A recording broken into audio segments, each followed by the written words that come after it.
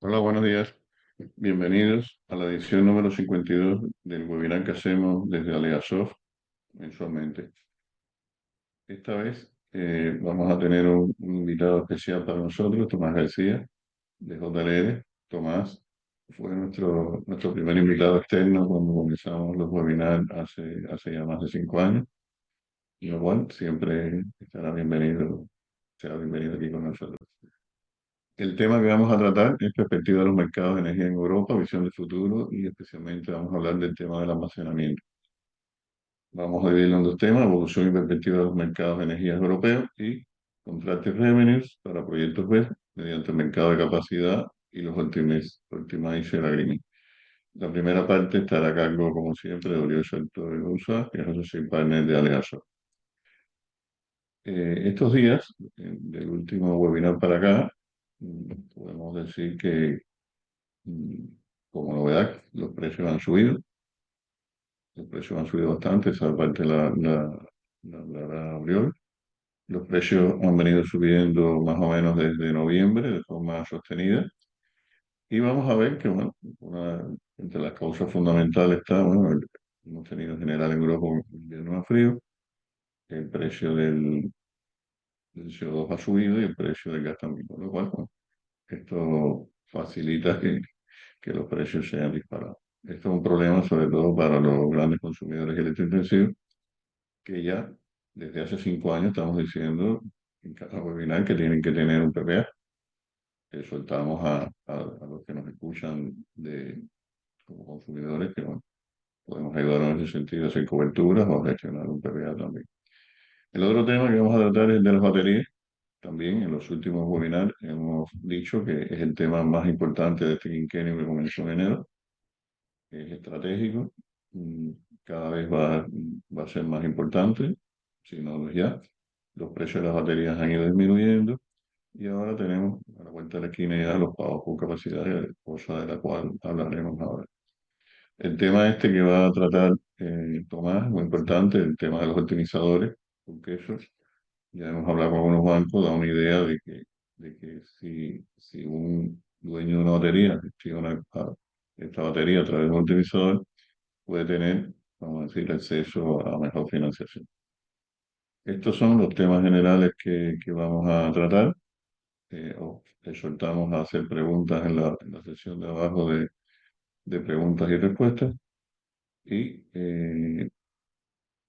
a partir de la una analizaremos en la mesa de análisis este tema. Y ahora le damos la palabra a Uriol para que nos haga su presentación. Uriol, por favor. Muchas gracias, Antonio. Muy buenos días a todos. Como ha dicho Antonio, cosas muy interesantes para explicar de los mercados. Vamos a ver, el precio del gas es el protagonista en estas últimas semanas, aunque ya viene creciendo, como ha dicho Antonio, desde hace tiempo, pero ahora realmente está teniendo un impacto en los precios y veremos también cómo se ha acelerado un poco su crecimiento. Muy interesante también la parte de Tomás después, la hemos visto ya en el webinar en inglés, para ponerse al día en tema de baterías, imprescindible. Pero bueno, empecemos ya. Hago una pequeña introducción de Aleasoft y los servicios que ofrecemos en caso que no nos conozcáis. En Aleasoft ofrecemos servicios de previsiones para los mercados de energía, cubrimos todos los mercados de energía en Europa, algunos mercados en el Medio Oeste, perdón, también algunos mercados en América del Sur, también en América del Norte, y tenemos datos y estamos listos para hacer previsiones y modelizar prácticamente cualquier mercado a nivel global. La metodología que utilizamos para modelizar y hacer previsiones es una metodología desarrollada aquí en Aleasoft, específicamente para hacer previsiones en el sector de la energía. Los tres puntos fuertes que siempre nos gusta destacar de esta metodología es que es una metodología de base completamente científica, es un modelo híbrido, combina técnicas estadísticas más propias de la estadística clásica, como regresiones, análisis de series temporales, modelos econométricos, etcétera, combinado con otras técnicas más avanzadas de inteligencia artificial, algoritmos de machine learning, redes neuronales recurrentes, todo ello para, digamos, sacar provecho de cada uno de los puntos fuertes de esta tecnología mientras intentamos superar los puntos débiles de cada una de ellas. Esta hibridación de modelos da una consistencia a los resultados y a las previsiones. Es algo que destacan o que aprecian especialmente nuestros clientes, algunos de ellos con una relación de más de 25 años, y es la coherencia de las previsiones entre una actualización y la siguiente, ¿no? Eso es algo que intentamos cuidar y tener muy presente y algo a lo que nos ayuda nuestra metodología. Y bueno, es la metodología que hemos estado utilizando durante 26 años ya, empezando en el mercado ibérico de electricidad y ahora, como hemos visto, cubriendo todos los mercados de energía en Europa y algunos otros a nivel global.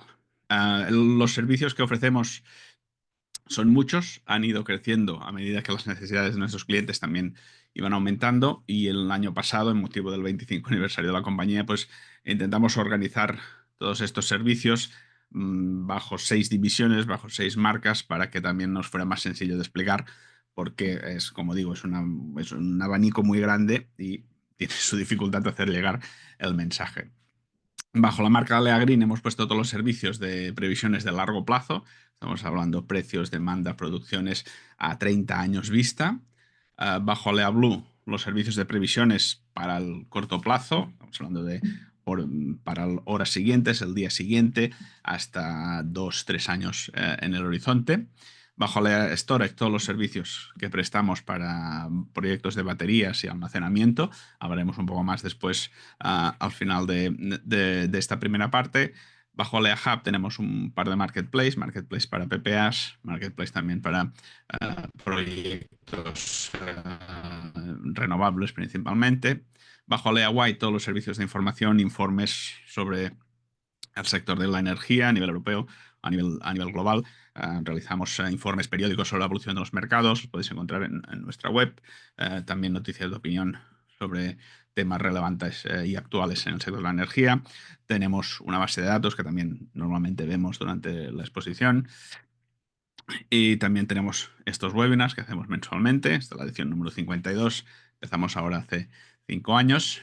Y bajo Alea Consulting, todos aquellos requisitos de informes de análisis para casos específicos, para tomar una decisión en un momento dado, todo aquello que se requiera para poder tomar decisiones responsables en empresas del sector de la energía. Y con todo este abanico de soluciones, de servicios, pues básicamente cubrimos todas las necesidades de todos los actores en el sector de la energía, ya sean productores, consumidores, operadores, inversores, desarrolladores, etcétera. También hablaremos un poco de cuáles son las empresas a las que ofrecemos servicios en todo este sector, amplio sector de la energía. Y empezamos, como siempre, con los precios del petróleo. Aquí vimos en el último webinar hace 4 semanas cómo la tendencia a la baja de los últimos meses se había revertido en esta última, justo antes de acabar el año 2024. Lo que hemos visto desde entonces es básicamente volatilidad, precios entre $75 y $80 por barril. En medio, supongo que estáis al tanto que hay un nuevo presidente de Estados Unidos. Eso añade cierta incertidumbre porque ha habido muchos anuncios y mucha batalla, digamos, en el campo del comercio internacional, el tema de los aranceles, todas las idas y venidas de posibles aranceles de un lado y de otro, y todo ello pues, ha añadido, digamos, inestabilidad. Se refleja un poco también en esta volatilidad. De cara en el corto medio plazo, lo que vemos es que hay un soporte importante aquí en los $72 por barril, y digamos todo el riesgo de si los precios van a ir a algún lado será o mantenerse aquí o incluso subir, ¿no? Básicamente alentados por posibles nuevas sanciones a países productores, como podrían ser Rusia o podrían ser Irán, que diría que reduciría algo la parte del suministro. Por la parte también del suministro, la- los países de la OPEC de momento mantienen sus cortes hasta abril, sus cortes de producción hasta abril. A partir de ahí habrá que ver.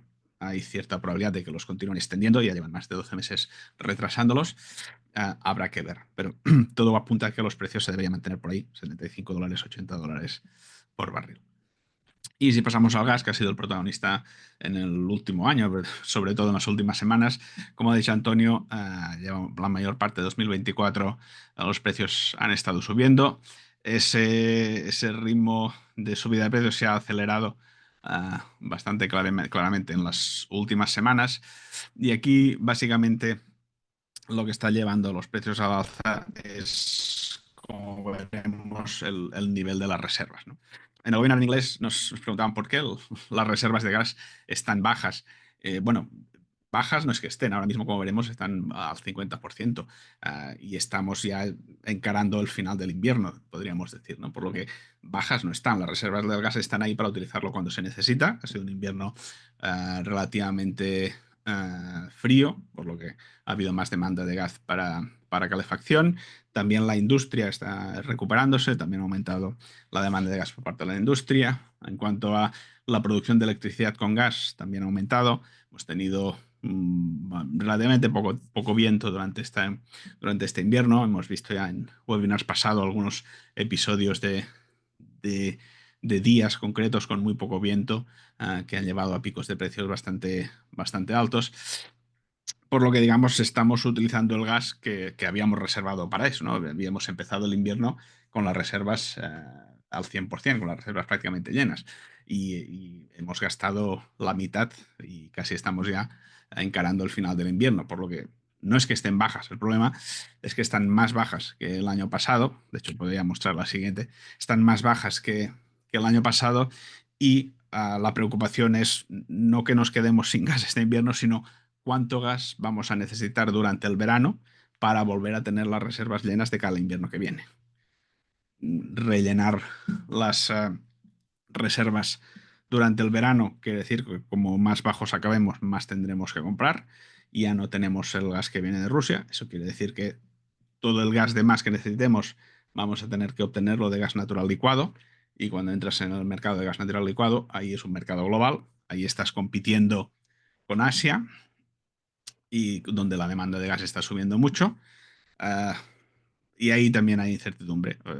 Quiere decir, si quieres que los metaneros vengan a Europa y no se vayan a Asia, tienes que pagar más, ¿no? Ahí hay una variable que es los aranceles que ahora China ha puesto al gas de Estados Unidos, que creo que son del 15%, como contrapartida a los aranceles que Estados Unidos ha puesto a China. Quiere decir que si para los chinos es más caro comprar gas, pues a lo mejor será más barato para nosotros, ¿no?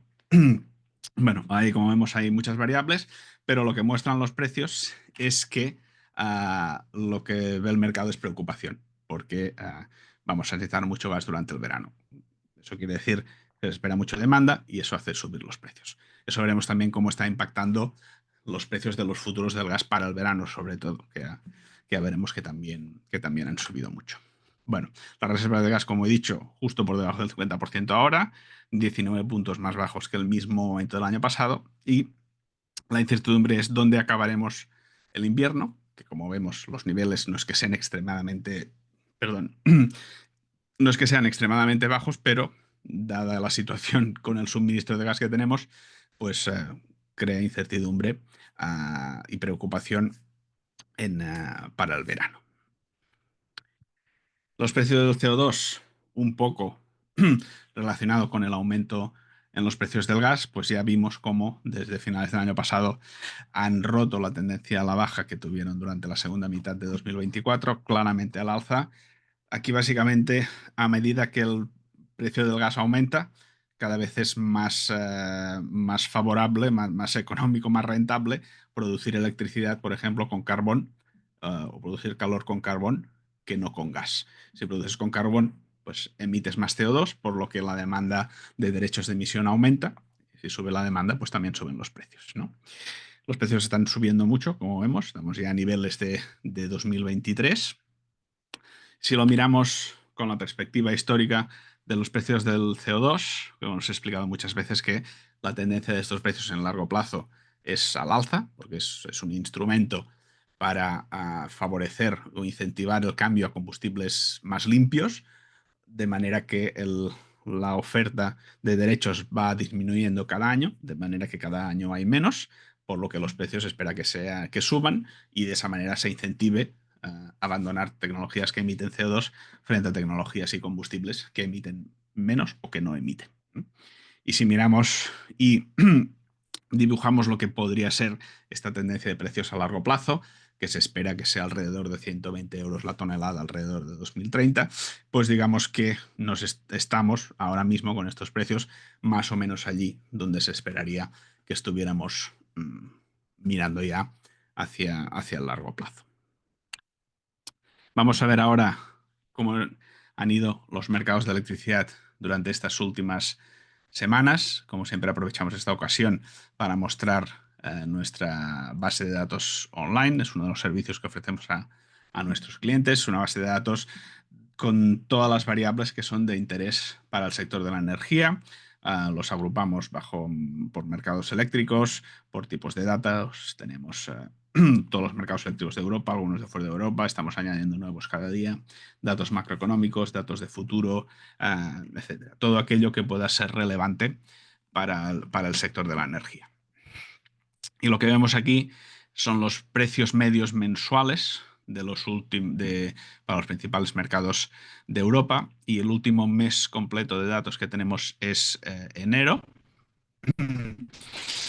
Y en enero lo que vemos, bueno, ya vemos que en los últimos meses la tendencia es al alza, siguiendo la tendencia de los precios del gas. En el último mes, en promedio, los precios subieron un 5,5%, el promedio de todos los mercados. Destacan por arriba el mercado de Reino Unido, que subió un 28%, y por abajo, digamos, el mercado español, que de hecho retrocedió, cayó un 13%.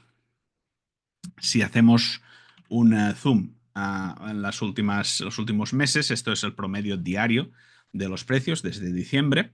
Ya habíamos visto en webinars pasados estos episodios de Dunkelflaute, que son episodios o días donde hay mucha demanda, generalmente si es en invierno porque hay temperaturas muy bajas, combinado con muy poco viento y muy poca producción solar.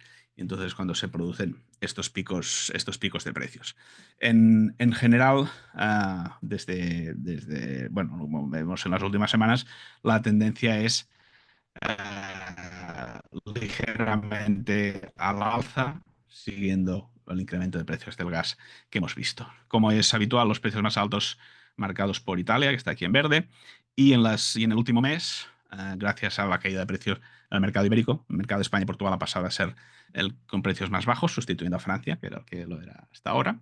Y en promedio, pues todos los precios alrededor de los 100-150 euros megavatio hora. Precios bastante altos. No estamos hablando de los precios de 2022 y 2023, pero precios bastante altos. Focalizamos un poco más, nos vamos a los precios horarios. Esto es desde principios de enero y podemos ver cómo, de nuevo, esa ligera tendencia al alza. Y vemos algunos episodios por aquí, donde la mayoría de mercados, en la mayoría de mercados los precios caen. Esos son por algunos episodios de viento, unos episodios de producción eólica alta que hemos tenido que en general impactan pues bajando los precios en la mayoría de mercados.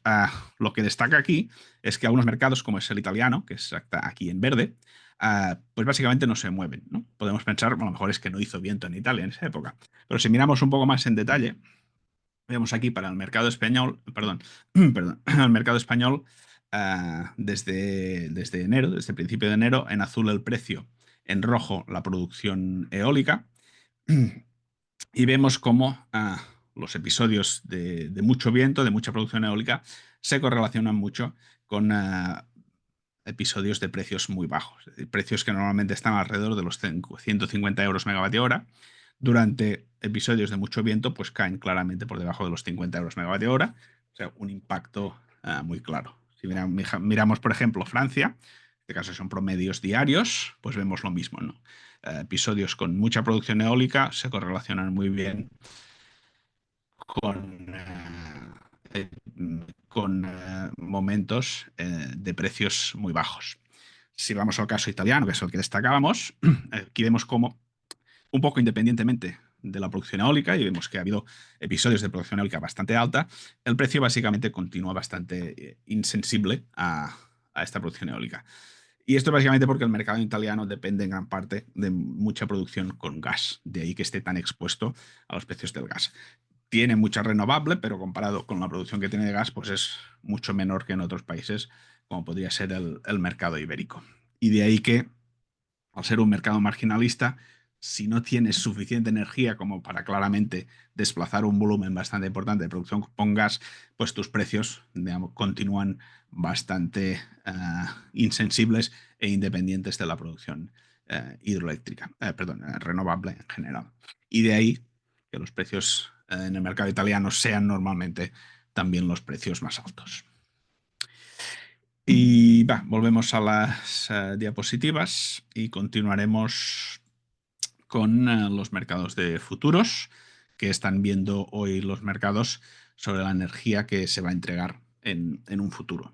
Esta es la curva de futuros del Brent comparada con la curva que vimos hace 4 semanas en el último webinar, prácticamente sin cambios. Hemos visto cómo los precios spot del petróleo han subido, después han vuelto a bajar. Ahora mismo están más o menos los niveles que vimos en el último webinar, por lo que la curva de futuros prácticamente no se ha movido, ligera caída en el corto plazo, 1,2% de caída para lo que queda de 2025. El protagonista, como os he dicho, es el gas. Esta es la curva de futuros del gas. Como vemos respecto a la última, la que vimos tan solo hace 4 semanas, ha crecido mucho, sobre todo en verano. El verano 21% de subida para este verano. Eso es una subida muy importante, reflejando lo que hemos explicado. La preocupación del mercado en cuánto gas vamos a necesitar durante el verano y la competencia que se espera a nivel global por el gas natural licuado. Y eso, pues obviamente, hace subir los futuros.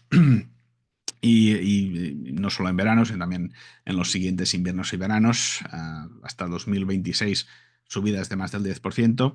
También han subido el resto de años, ya, pero por debajo del 10%. Pero en tan solo 4 semanas, esto es una subida muy abrupta, reflejando la aceleración en los precios de spot que hemos visto antes. Y aquí continuamos en esa situación atípica que ya comentamos, que es que los precios de los futuros para el próximo verano son más altos que los precios de los futuros para el siguiente invierno. Normalmente la situación es contraria. En un año normal, los precios que se esperan para el verano son más bajos que los que se esperan para los inviernos. Por el invierno hay más demanda de gas, principalmente para calor y calefacción, pero estamos en una situación donde vamos a necesitar más gas en estos siguientes meses, va a ser durante el verano para poder rellenar las reservas, ¿no? Si miramos el spread entre el siguiente verano y el siguiente invierno, vemos cómo estamos en una situación donde el precio del futuro de verano es más alto que el del siguiente invierno. Estamos llegando a diferencias de más de 7 euros, cuando la situación habitual es, como hemos dicho, que los precios para los siguientes inviernos sean más altos que para los siguientes veranos. Perdón. Y si miramos finalmente la curva de futuros del CO2, precios del CO2 subiendo, la curva de futuros también ha subido alrededor de un 6%. Impacto en la curva de futuros de electricidad, pues básicamente si los futuros del gas suben, los futuros de electricidad también. Subidas muy importantes, los futuros de Alemania, Italia, Francia, cerca del 10%. El caso aislado en este caso sería España, que al haber tenido precios más bajos durante enero, los futuros han retrocedido un poco, 2,4% de bajada. Y ya un poco a modo de resumen, cuáles son los puntos importantes que estamos ahora teniendo en cuenta a la hora de hacer previsiones. Precios del petróleo en niveles de 75, $80 por barril. Y donde vemos más riesgo es que los precios puedan subir. Precios que bajen más de los niveles que están ahora, de los más bajos de los 70, se ven complicados para el medio plazo. Precios del gas continúan al alza, básicamente por la preocupación del mercado en el suministro de gas o cuánto va a haber que pagar para poder tener gas durante el verano y llenar las reservas para estar preparados para el siguiente invierno. Precios del CO2 también subiendo, un poco también en consecuencia del aumento de precios del gas. Cuando hay subidas tan fuertes del CO2 también después se incrementa esa parte especulativa que tiene también ese mercado. Ahí también se han visto algunos movimientos especulativos que pueden haber ayudado a que los precios suban, pero sí, visto en la perspectiva hemos visto que vamos, más o menos estamos allí donde esperamos que estén, estar de cara a la tendencia al alza que se espera en el largo plazo para estos precios. Mercados de electricidad, siguiendo los precios del gas. Este año va a ser 2025. Mercados de electricidad van a ser años caros para la electricidad. Si todo va más o menos como se espera, va a ser con bastante seguridad un año más caro que 2024. Seguramente algo más bajo que 2023. 2023 veníamos de los precios de 2022, que eso sí que eran astronómicamente altos. 2025 seguramente estará por debajo de los de 2023, pero estamos en niveles altos y más altos que los del año pasado. Si todo va como se espera ahora mismo, deberíamos estar ahí. Y como siempre, pues de cara a largo plazo, como ha comentado Antonio, este año se espera que las baterías empiecen a tomar la importancia que se espera de ellas en el largo plazo. Veremos después cómo Tomás nos explica cómo el tema del mercado de capacidad también ya está muy encarado. Parece que se está alineando todo, ¿no? Tenemos ya la regulación en marcha, el mercado de capacidad se está preparando. Nos hemos dado cuenta ya con los episodios de la primavera pasada que vamos a necesitar baterías y almacenamiento de las baterías, ¿no? Y los siguientes también. Y en el más largo plazo, pues ahí vamos a tener un sistema eléctrico basado en las renovables, en la producción de hidrógeno y, como no, también con el almacenamiento de baterías y otro almacenamiento más a largo plazo. Sobre los proyectos de baterías que estamos haciendo ahora mismo, básicamente los proyectos que hacemos son o de baterías standalone, baterías que conectas directamente a la red de transporte o de distribución, y a partir de ahí, pues te dedicas a hacer o arbitraje de precios o participar en los servicios de ajuste. Y después están las opciones híbridas, donde lo que haces es, en parte, optimizar tu producción renovable, ¿no? Ya sea hibridado con eólica, hibridado con solar. Y hace unos años, cuando nos planteamos estos tipos de proyectos de baterías que íbamos a proporcionar, también incluíamos el caso, digamos, total, que es de hibridación total, que sería solar, eólica y baterías. Un poco como caso excepcional o un poco un caso muestra, ¿no? Pero de hecho nos hemos dado cuenta de que es algo más común de lo que esperábamos. Y de hecho llevamos ya varios proyectos donde se hibridamos las baterías las hibridamos tanto con eólica y con eólica y fotovoltaica a la vez, bueno, con el mismo punto de conexión, ¿no? Pues es un caso menos extraordinario de lo que nos pensábamos en un inicio. Y bueno, para los proyectos de baterías hacemos previsión de ingresos, también proporcionamos cierto nivel de modelo financiero, estimaciones de CAPEX, de OPEX, todo aquello para entender cuáles los ingresos y la rentabilidad de estos proyectos a largo plazo, que, como veremos, ahora nos explicará Tomás, que no es nada simple, es algo que tiene su complejidad. Y como comenté al principio, el año pasado, pues nos dedicamos un poco a clasificar nuestros servicios en base a qué tipo de servicios ofrecíamos, y ahora estamos clasificando nuestros clientes, porque como cubrimos con todo ese abanico de servicios, cubrimos un amplio rango de tipos de clientes. Y si estáis escuchando este webinar, seguramente vuestra empresa cabe en uno de estos grupos entre los que hemos clasificado, ¿no? En próximos webinars ya explicaremos un poco más qué servicios son interesantes o podemos ofrecer para cada uno de estos tipos de clientes. Y nada más, aprovecho, os invito al siguiente webinar, que será exactamente en 28 días, el 13 de marzo, otra vez con EY. Los webinars con EY son ese momento del año para ponerse al día en estado de regulación, estado de financiación, sobre todo estado de los PPAs.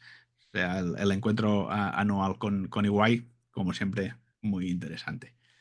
Eso es todo. Muchas gracias, Antonio.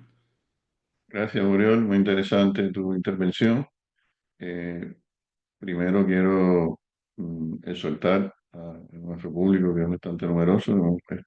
Este webinar tuvimos unos 650 solicitudes de inscripción y quiero exhortar que nos pregunten en la sección esta de preguntas y respuestas. Ya tenemos varios, pero pensamos que pueden haber más.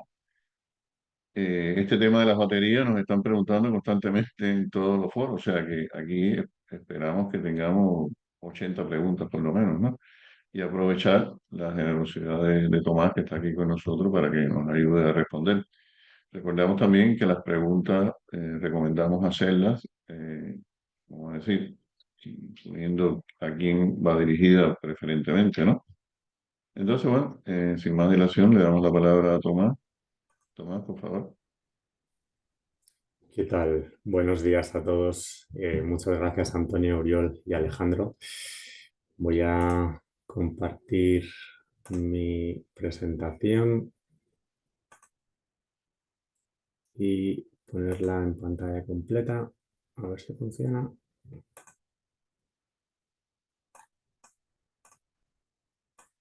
A ver qué tal. Bueno, pues de nuevo, gracias a Aleasoft, porque además que es la tercera vez que participo en uno de vuestros webinars, entiendo que este es el webinar número 52. Enhorabuena, porque tiene mérito, organizar 52 webinars a lo largo de los últimos años y nosotros hemos sido partícipes de algunos, así que muchas gracias de nuevo. He visto en la lista de asistentes hay más de 200 personas, muchos nombres conocidos. Qué bueno teneros aquí. Algunos me conoceréis, otros no. Me presento brevemente. Mi nombre es Tomás García, soy parte del equipo de Energy and Infrastructure Advisory de JLL. Ahora os contamos brevemente qué es lo que hacemos y voy a intentar daros un par de pinceladas sobre los contracted revenues, los ingresos contratados para proyectos de baterías en España, que creemos que en el ámbito del almacenamiento es un tema bastante candente y bastante interesante y relevante. Me salto el disclaimer rápidamente. Esto también. Bueno, ¿quiénes somos y qué hacemos? El equipo de Energy and Infrastructure Advisory de JLL somos asesores financieros especializados en transacciones de activos, portafolios, plataformas de energías renovables y de almacenamiento. En el mapa podéis ver que tenemos oficinas por toda Europa. Yo lidero el equipo que estamos aquí en Madrid para España y Portugal, pero tenemos compañeros en Italia, en Polonia, en Reino Unido y estamos montando equipos en Francia y en Alemania. En total somos unos 40 profesionales. Lo que más hacemos es sobre todo servicios de asesoría transaccional.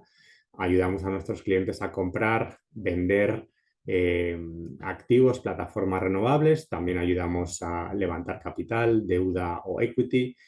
Hacemos valoraciones, hacemos consultoría porque conocemos, creo, bastante bien el mercado renovable y también pues, ayudamos en la contratación de PPAs o, como ahora veremos, acuerdos de optimización.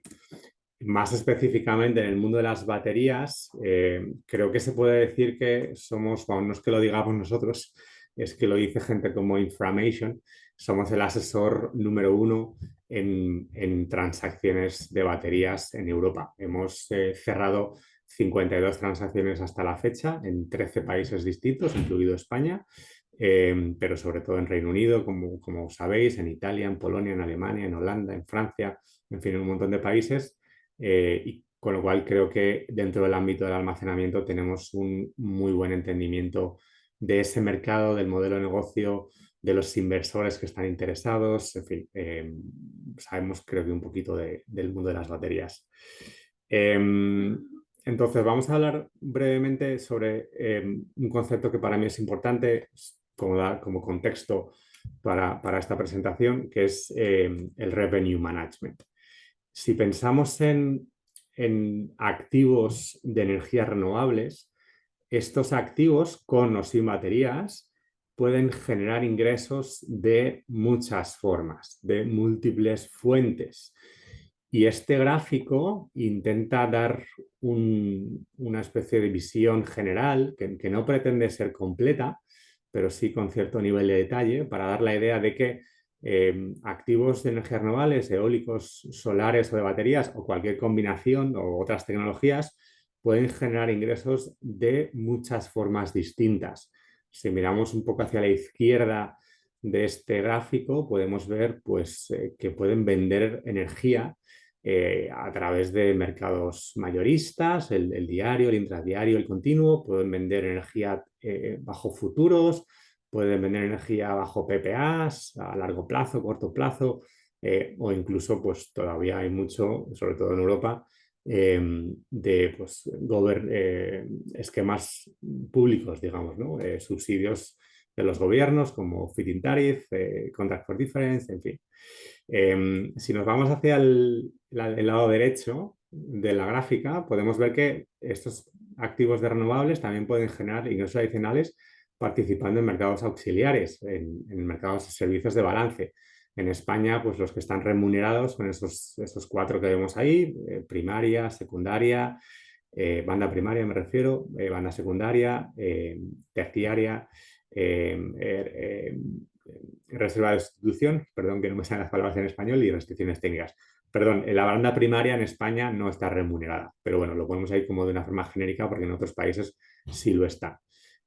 Abajo tenemos el mercado de capacidad, que ahora hablaremos, y por supuesto también tenemos garantías de origen y potencialmente otros atributos renovables. El mensaje de aquí es que hay muchas fuentes de ingresos y lo que llamamos revenue management es esencialmente tomar estas decisiones estratégicas y operativas con el objetivo de maximizar esos ingresos. Durante muchos años la industria renovable se ha enfocado en bajar el LCOE, y es importante intentar bajar el coste, pero yo creo que ahora la tendencia, bueno, claramente ahora la tendencia no está tanto enfocada en continuar bajando los costes, que también, sino en hacer una gestión mucho más profesional y más, pues más completa de todas las fuentes de ingresos. Eso es lo que llamamos revenue management. Y creemos, desde nuestra perspectiva, que realmente la creación de valor, el valor va a estar mucho más ahí que en otras partes de la cadena de valor en los que tradicionalmente pues, había más márgenes, ¿no? Entonces, lo que ponemos ahí como el brain, el cerebro que toma esas decisiones, creemos que a futuro va a ser absolutamente crítico para los modelos de negocio de cualquier activo renovable.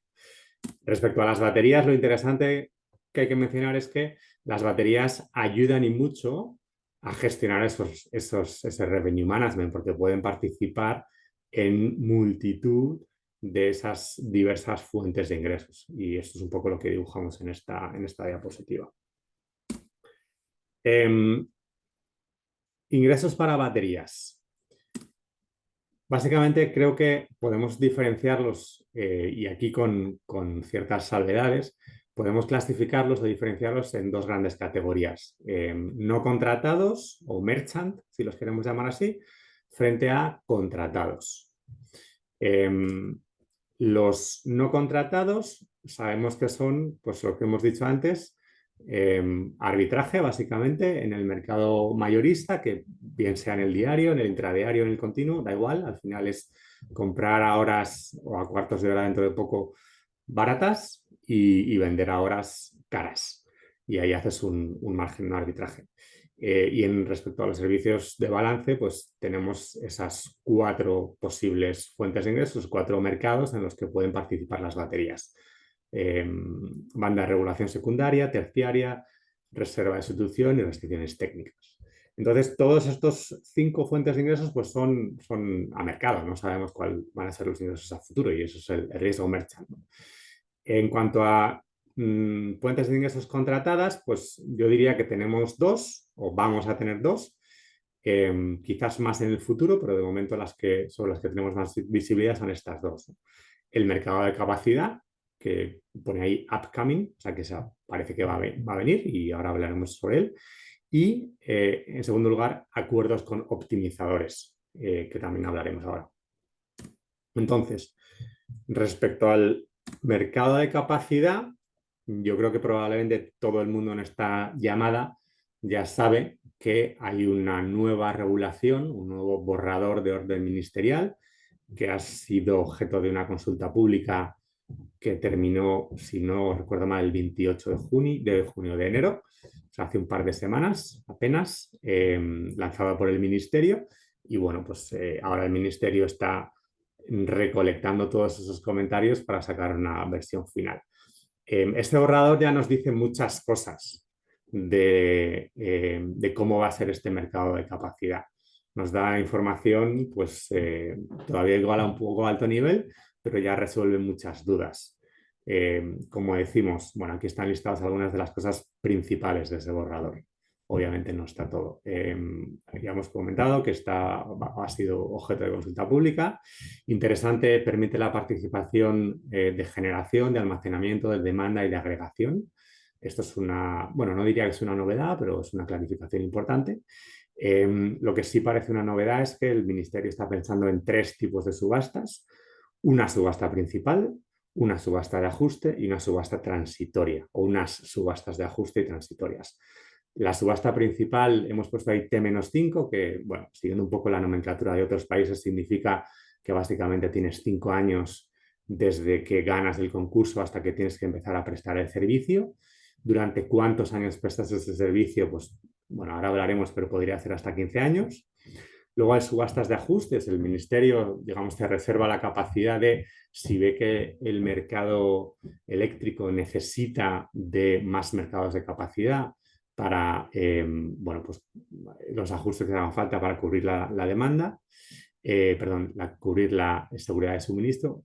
Quizás aquí una clarificación importante, que a lo mejor tenía que haber hecho al principio, pero es muy importante resaltar que el mercado de capacidad está diseñado no para fomentar el almacenamiento, sino para asegurar la capacidad, perdón, asegurar la seguridad de suministro del sistema.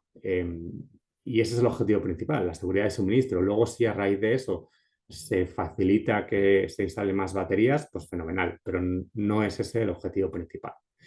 Entonces, el Ministerio puede convocar subastas de ajuste mucho más rápidas. En un año hay que dar el servicio, durante un año, y luego también están contempladas unas subastas transitorias, digamos, desde ahora entre comillas, cuando se salga al mercado, desde que salga al mercado hasta que empiecen a dar servicio las de la subasta principal. Importante, es un sistema pay as bid, y esto es una diferencia relevante respecto a otros mercados de capacidad del resto del mundo, no ya solamente Europa, donde muchas veces no es pay as bid, sino pay as clear, que todo el mundo básicamente recibe el mismo precio. Aquí en España el Ministerio está pensando en que tú recibas el precio que has ofertado. Y también importante, para los modelos financieros no se contempla una indexación o una inflación. Nos queda claro que a estas subastas del mercado de capacidad puede participar cualquier tecnología excepto centrales de carbón, y es un poco lo que se especifica con el límite este de los 550 gramos de CO2 por kilovatio hora generado. Eso permite a los ciclos combinados participar, pero no a las centrales de carbón. Y las nuevas instalaciones, pues solamente renovables, baterías o demanda. Respecto a la duración, pues aquí tenemos cierta incertidumbre.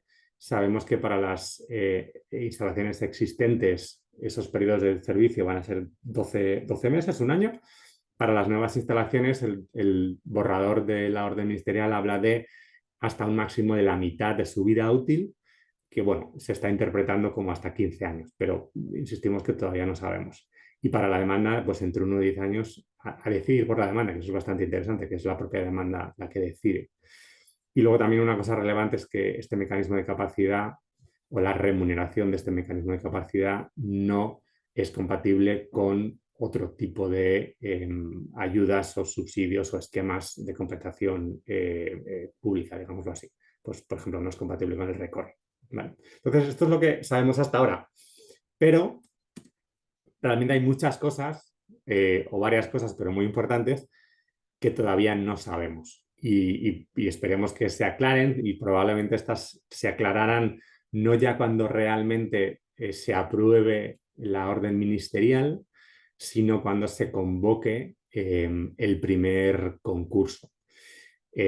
Cosas importantes que no sabemos, pues no sabemos la duración que decíamos antes. Pues para la subasta principal hasta 15 años, pero pueden ser 1, 2, 5, 10 o 15, ¿no? Y esto pues es importante para los modelos de negocio, para la financiación, en fin. Tampoco sabemos cuánta cantidad, cuántos megavatios o gigavatios de capacidad se va a subastar. Porque, bueno, si es muy poco, pues a lo mejor no sirve para gran cosa. Incertidumbre ahí también. Importante, los factores, los D-rating factors, ¿no? Y esto es especialmente relevante para las baterías. Como sabéis, hay unos factores D-rating que van a determinar cuánto de competitivas sean las baterías frente a otras tecnologías y cuánto de competitivas en esta subasta de mercado de capacidad. Y también dependerá de las horas. Pues típicamente las baterías de mayor capacidad, pues digamos de 4, 6, 8 horas, tendrán factores de D-rating mucho más altos y baterías pues, de 1 o 2 horas más bajos. Y esta es una incertidumbre que tenemos para cualquier tecnología. Otro aspecto que es novedoso en el Real Decreto, bueno, perdón, en el borrador de orden ministerial, es lo que define como las horas de estrés. Aquí todavía yo creo que hay mucho que clarificar, ha habido muchas alegaciones al respecto y probablemente tendrán que definirse cuántas y cuáles son esas horas de estrés de la instalación. Y luego, por supuesto, las garantías que hay que poner para participar en este mercado de capacidad, tanto en la participación como durante la prestación de servicio. Y esto es importante que el Ministerio, digamos, lo defina bien bueno, pues para evitar que haya instalaciones que participen, incluso que ganen esa subasta, que sean adjudicatarias del mercado de capacidad, pero que luego, por lo que sea, pues no llegan a prestar el servicio. Entonces ahí habrá unas penalizaciones.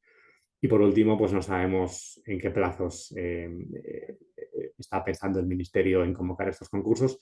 Creo que había una pregunta en el Q&A sobre los plazos, pues no lo sabemos, pero sí que ayer mismamente en un evento de almacenamiento, Carlos Redondo, que es el subdirector general, creo, de política energética, bueno, una persona relevante del ministerio que justamente estaba a cargo del diseño de este mercado de capacidad, nos explicó cuáles iban a ser los próximos pasos y después de haber, digamos, digerido todas las alegaciones que el ministerio ha recibido en este periodo de consultas y haber escrito un nuevo texto, haber modificado el texto existente, en paralelo, por una parte lo van a mandar a la Comisión Europea, porque este mercado de capacidad se considera como ayudas de Estado y tiene que ser revisado y aprobado por la Comisión Europea. Decía ayer Carlos que no preveía ningún problema porque tampoco preveía grandes cambios respecto al borrador que ya está aprobado, pero bueno, que es un trámite que llevaría unos meses. Y en paralelo, pues para aprobar la regulación a nivel país, pues tienen que hacer una serie de consultas a algunos ministerios afectados y luego también tienen que hacer una consulta al Consejo de Estado. Pero bueno, en resumen, lo que nos venía a decir es que probablemente este año, y esto ya es de mi cosecha, pero esperemos que antes del verano tengamos el mercado aprobado y la primera subasta, pues esperemos que sea durante este año, 2025. Pero bueno, ya veremos.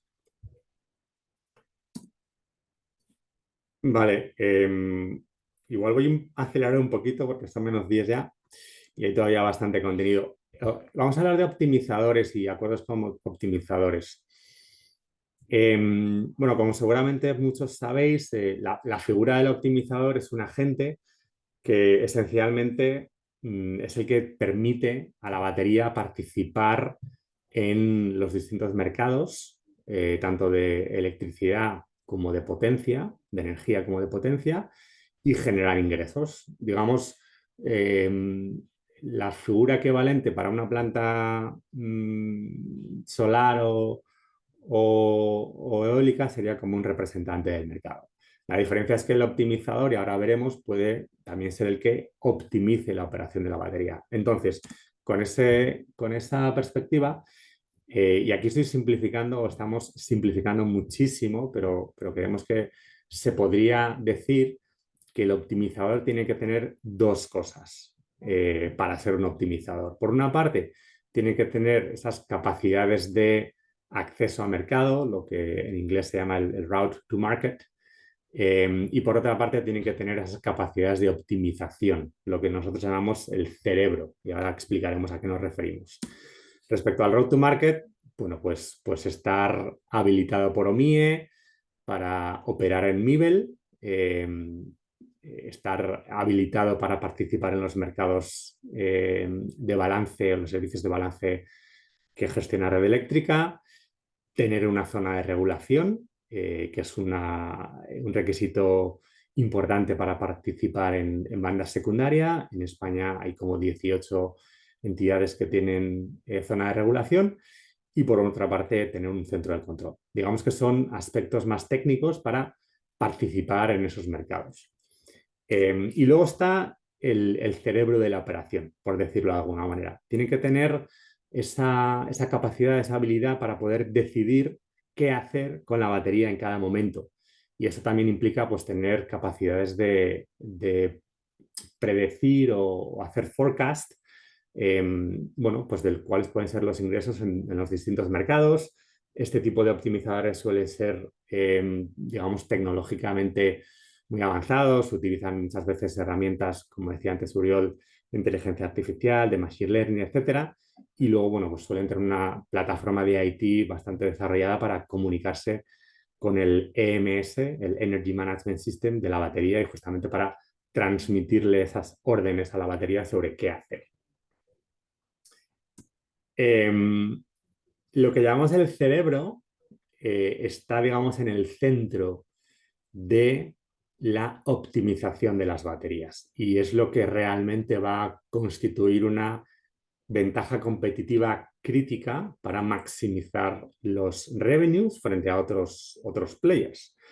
Porque cuando tienes una batería, y esto, por cierto, aplica tanto para baterías standalone como para baterías de sistemas hibridados, tienes que decidir a qué mercados vas, en qué mercados juegas.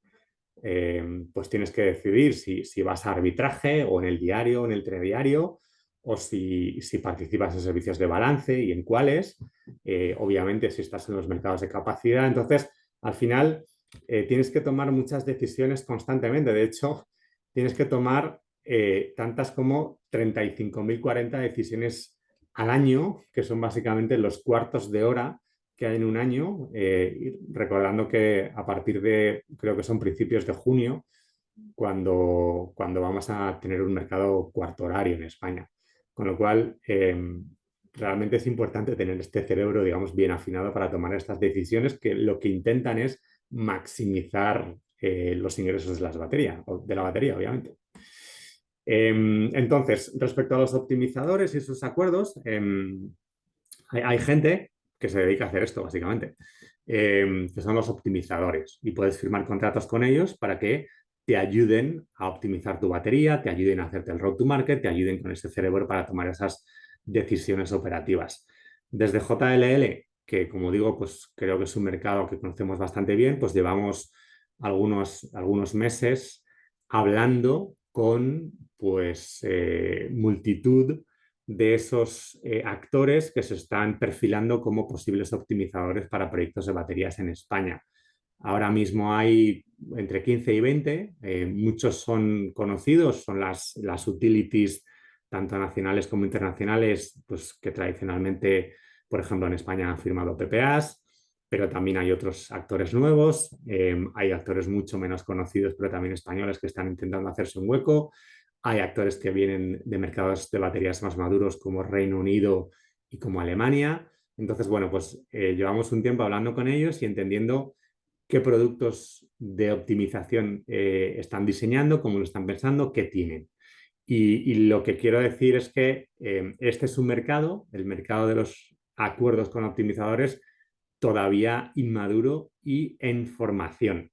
Hay muchos de esos actores que saben lo que ya ofrecen e incluso tienen term sheets, si los hemos visto. Hay otros que todavía se lo están pensando, lo están diseñando, lo están trabajando. Entonces, bueno, es un mercado que todavía está un poco en formación inmaduro. Dicho lo cual, sí que hemos recogido información, creemos que interesante, para empezar a vislumbrar cuáles son los tipos de productos que estos optimizadores ofrecen. Entonces, esta tabla es una súper simplificación, pero bueno, creo que nos puede servir de base como para explicar qué tipo de acuerdos estamos empezando a ver. Insisto, muy simplificado, hay como 3 grandes categorías: un full profit share, un floor más upside y un tolling agreement. Digamos, yendo de más riesgo a menos riesgo. El full profit share es un producto que en España todavía no está disponible, pero bueno, un poco por lo que sabemos, lo que hemos hablado y lo que sabemos de otras geografías, os contamos qué es. Básicamente, en un full profit share tú le dejas al optimizador que opere la batería y haga lo que quiera.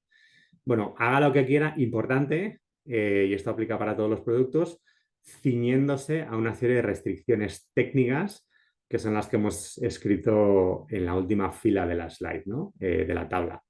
Es decir, tú puedes optimizar la batería como quieras, pero pues no puedes hacer más de un ciclo y medio al día. Ten en cuenta que el round trip efficiency de mi batería está en este rango, el depth of discharge es tanto, la disponibilidad de la batería será tanto y la degradación es tanto. Entonces, bueno, insisto que se tienen que ceñir a una serie de criterios técnicos. Típicamente en un full profit share el optimizador se queda con pues, un 4 o un 10% de los revenues netos, es decir, quitando tasas de red, y todo el resto va para el sponsor, para el dueño de la batería. Y suelen ser contratos de corta duración, ¿vale? 1 o 3 años. Pero insisto que esto en España, de momento, por lo menos nosotros no sabemos de nadie que lo ofrezca. Quizás en el futuro sí, pero todavía no.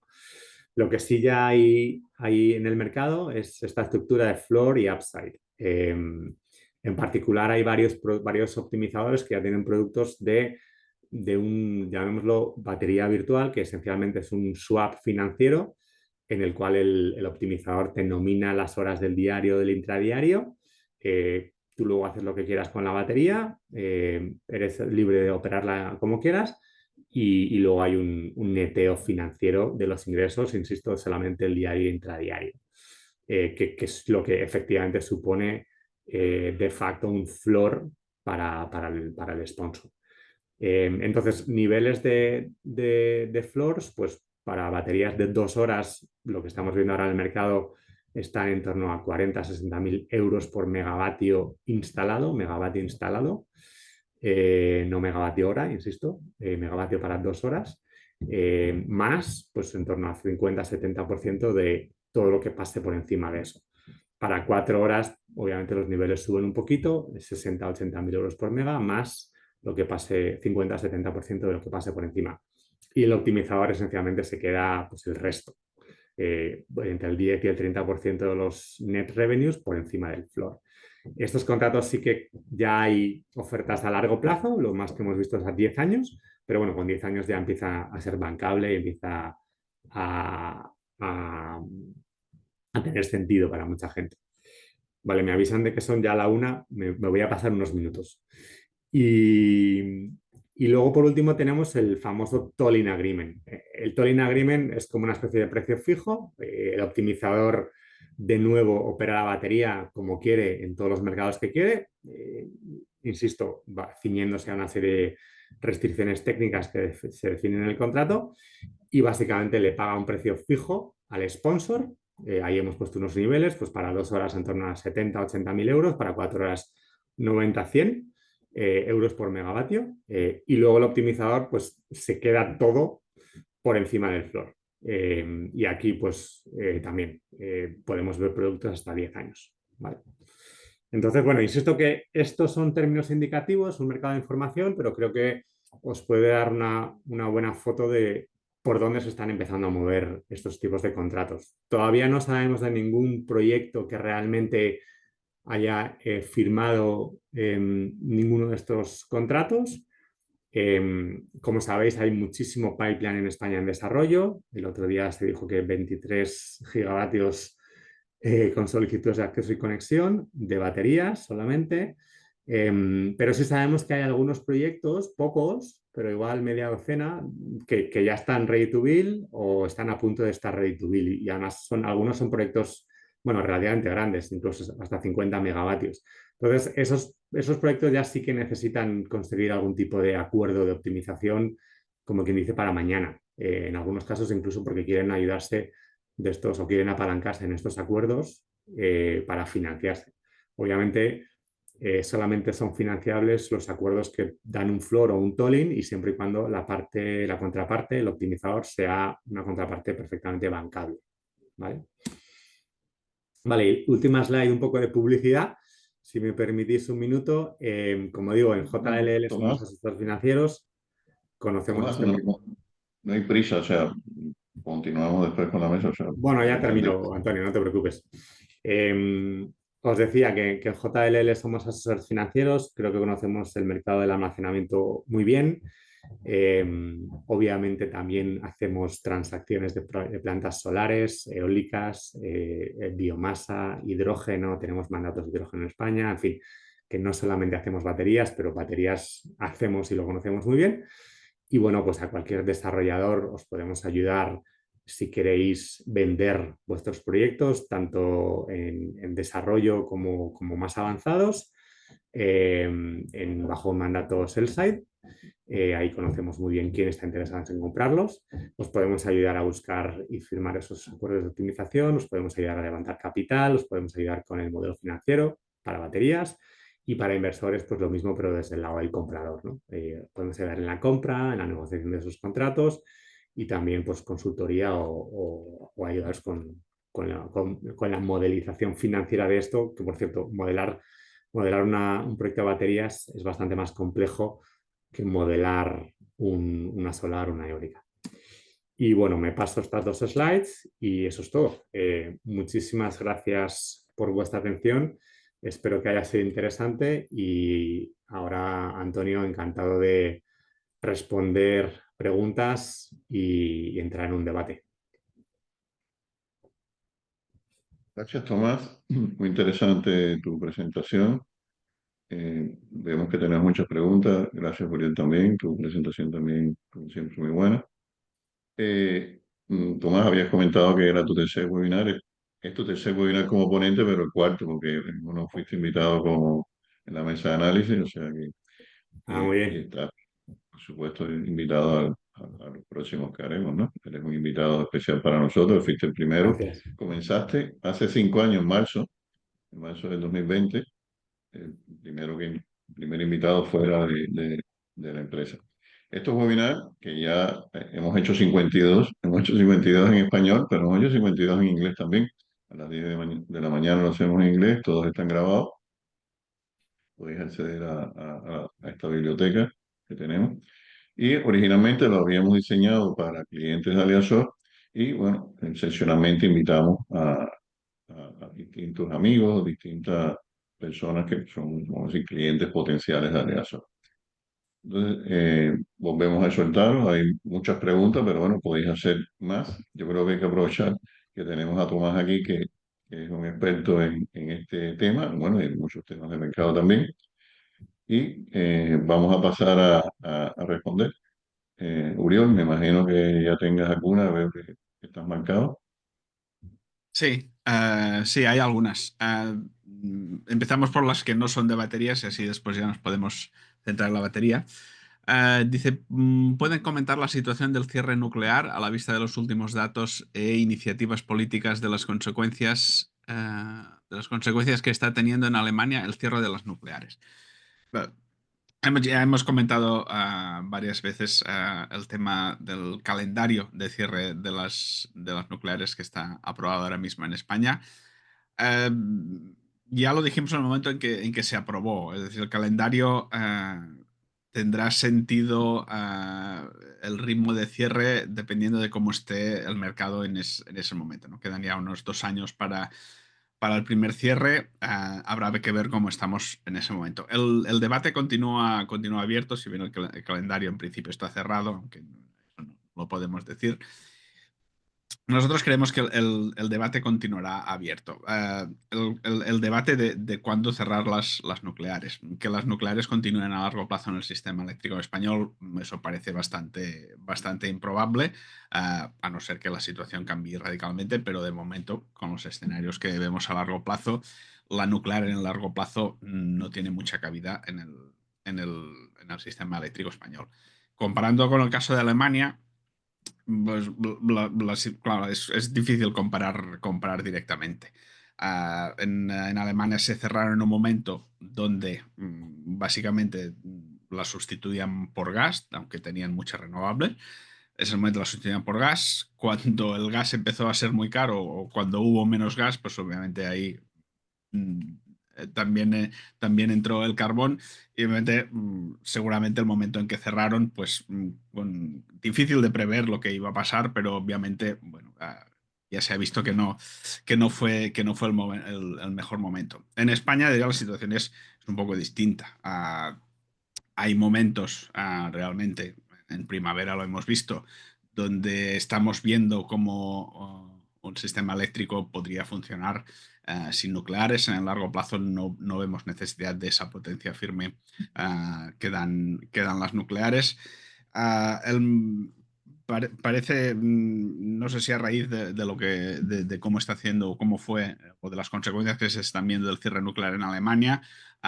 También ahí hay mucho de juego político. Pero digamos que llegado el momento de cierre, aunque hay que tener cierta anticipación, ah, se verá. Yo diría que ahora mismo, tal como vemos los próximos años, no se le ve, es decir, no veo que una situación como la que ha ocurrido en España, como la que ha ocurrido en Alemania, donde ha aumentado mucho ah, las emisiones, donde ha aumentado mucho el precio, se vaya a ver en España. Yo creo que tiene cierto sentido el calendario, que sea escalonado, que sea previsible, sobre todo para que el mercado pueda prepararse. Como mucho, ah, alguna, ah, algún delay, algún retraso en el cierre lo veo razonable, pero no veo que más allá de 10, 15 años continuemos teniendo todas las centrales que tenemos ahora mismo en España. Creo que la situación es un poco distinta que Alemania y creo que un cierre planificado es con suficiente antelación. Creo que es suficiente como para que el mercado se prepare y no vaya a tener un impacto demasiado grande en los precios y en el sistema eléctrico. He dado Gracias, muchas Jorge. No sé, vueltas y no sé si he aclarado mucho. Tomás, si quieres comentar algo sobre las nucleares y el cierre, tu opinión.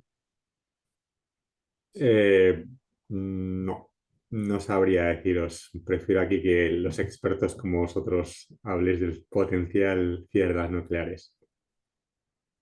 Bueno, quería comentar, que lo hemos repetido siempre, la nuclear ante todo tiene que ser segura y rentable.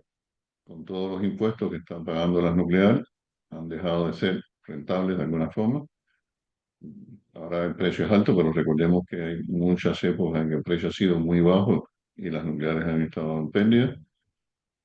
Si miramos las opiniones generales que se han publicado, Iberdrola ha estado a favor del cierre. Estamos hablando de 2019 cuando se hicieron estas reuniones. Endesa últimamente ha dicho que sí ve posible una prórroga, que son los agentes fundamentales dueños de las nucleares, que son los que tienen que tomar la decisión final. Y el gobierno no está por la labor de hacer una prórroga en general, ¿no? Estos calendarios ya se han fijado, son calendarios, vamos a decir, estrictos y cambiarlo lo pensamos complicado. Como decía Uriol, es posible que se retrase en algún momento un año si el propietario, vamos a decir, está de acuerdo, pero siempre con la base de que tiene que haber reducción de los impuestos y de las cargas que tienen para poderlo asumir. Tenemos que recordar que la nuclear es una fuente de generación muy potente, estable, todas las horas del año, excepto cuando tienen las cargas, y, y estamos pensando en hacer un concurso de decir, suponiendo que tuviéramos un parque fotovoltaico en el centro de España, en la zona de Madrid, ¿de qué tamaño tendría que ser el parque fotovoltaico junto con muchas baterías para poder generar electricidad sustituyendo la nuclear? O sea, 1000 megavatios continuamente durante todas las horas del año, ¿no?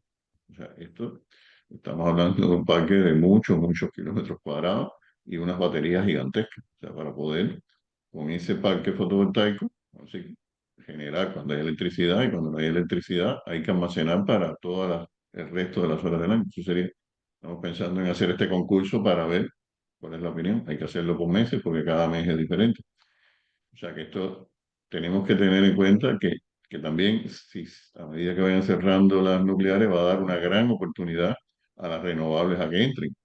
O sea, va a generar más espacio para las renovables, mucho más espacio para las baterías, pero también va a crear una inestabilidad en el sistema, o sea, más servicios de ajuste, más redes, o sea, pero bueno, yo creo que es un proceso inevitable que, repetimos, se puede, vamos a decir, dilatar en algún momento, 1 o 2 años, pero es inevitable que se cierre.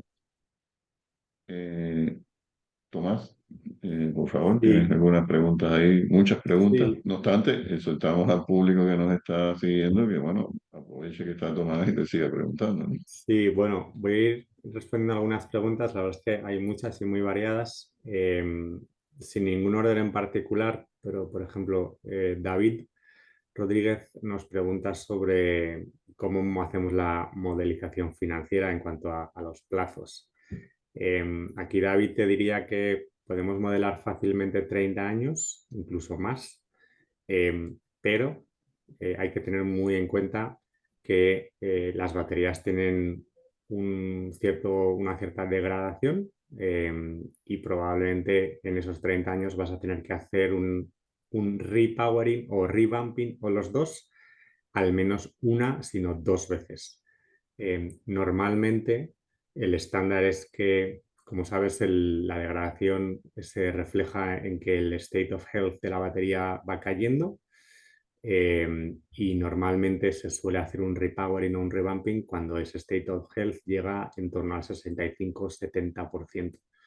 Y eso depende del número de ciclos que le metas al año. Si le metes normalmente un ciclo o un ciclo y medio, a los 10-12 años ya vas a llegar pues eso, a ese momento de repowering. Entonces, depende un poco de cuál es tu estrategia de trading y para eso harás más o menos ciclos al día. Te quemarás la batería antes o después y tendrás que hacer uno o dos repowerings en los 30 o 35 o 40 años de vida. Entonces está todo muy ligado. Y respecto a cómo ven los bancos esto, los bancos lo que les interesan son los flujos de caja.